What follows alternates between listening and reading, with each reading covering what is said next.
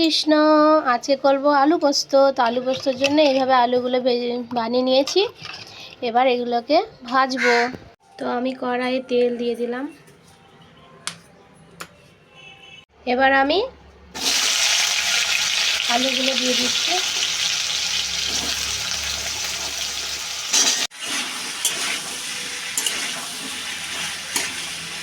পরিমাণ মতো লবণ আমি দিয়ে দিচ্ছি। আলু পোস্ত বলে অল্প সামান্য আমি হলুদ দিচ্ছি। পোস্ততে হলুদ না দিলেও চলে, দেখতে ভালো লাগে বলে দিলাম।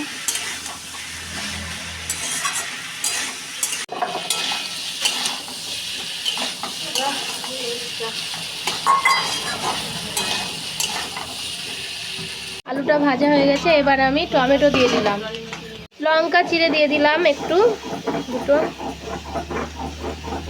দুটো লঙ্কা কিছু ভালো করে ভেজে নিয়েছি। এবার জল দিয়ে দিলাম। এবার জল দিয়েছি। আলুগুলো সেদ্ধ হয়ে গেছে, সুন্দর সেদ্ধ হয়েছে। এটা বাটিতে পোস্ত বেটে রাখা হয়েছে।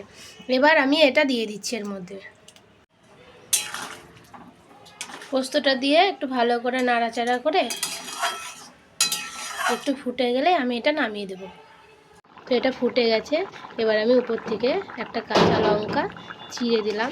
তো আমি উপর থেকে একটু কাঁচা তেল দিয়ে দিলাম। পোস্তটা আমি একদম নামিয়ে নিলাম। তো আজকের ভিডিওটা এত দেরি। হরে কৃষ্ণ।